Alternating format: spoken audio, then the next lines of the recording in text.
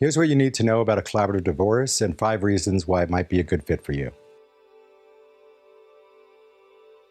So first of all, collaborative divorce is a process where you and your attorneys agree not to go to court. Additionally, you use other professionals such as financial experts and mental health professionals to guide you through the process.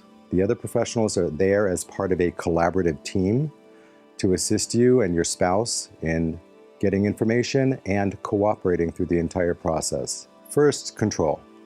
In the collaborative process, you have complete control over the process. That means you determine when the meetings are going to take place, you determine whether or not you're going to agree to certain ideas, and you control whether or not the process will continue ultimately or not. So you are in control of the process, not a judge and not a third party. Second of all, you're never going to hear from anybody, "I'll see you in court." And why is that important? First of all, let's go back to control. When someone says they're going to see you in court, that really means that their attorney is going to file some paperwork. Your attorney is going to have to respond to that.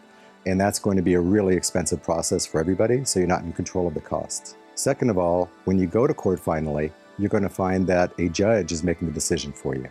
Third, the cost. It may seem having all those professionals in a room increases the cost versus litigation, but that's not actually true. In collaborative divorce, there's a division of labor. So your financial expert is working on the financial aspect of the case, your coach is helping you with communication, and your attorneys are providing you all the legal information that you need. So why is that important? Well, the financial expert is going through all of your financial information, not the attorneys. They're the experts in the field, and they could help process that information. Their fees are usually less than your attorneys, and you're splitting their fee.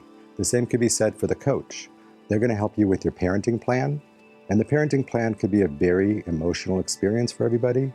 And who better to be there for that than a mental health professional with a degree in that field? And the attorneys, of course, are going to provide you with all the legal information that you need in order to make an informed decision. The fourth reason why a collaborative process might be good for you is confidentiality. So when you go to court, court is essentially an open forum. Anybody can show up to court. And more importantly, the documents that you file are also public record. So your kids one day could look it up and see what kind of things you said about each other in your worst hour. And even your employer, if they wanted to, could probably track down your divorce papers and figure out whether or not you'd be a good candidate for that. In the collaborative process, you could have a bad day. You could have a bad day and get upset. It's not going to make the headlines the next day, and it's not going to be in the newspaper or in the court papers the next day. So all of the communications that you have and anything that is said within the collaborative process remains confidential. The only thing that is not confidential are the documents that you prepare, that are always prepared in the course of a divorce, such as a judgment or your disclosure documents that have to be filed with the court. The fifth reason why you want to consider a collaborative divorce is maintaining a relationship. In a heated litigation situation, your relationship probably was strained to begin with, and if you were going to battle, so to speak, in a heated litigation, chances are at the end of that litigation, you're not going to be friends. In a collaborative divorce, a lot of time and effort is placed on the communication of the parents, improving the communication of the parents, and making sure that that communication is effective, not only for the process itself, but after the process. And really what we're thinking about are the children. We recognize that not everybody could be best friends after a divorce, but we're very hopeful that everybody could be civilized and respectful towards one another and be a good example to the children, because it really does trickle down to them when your relationship is not there.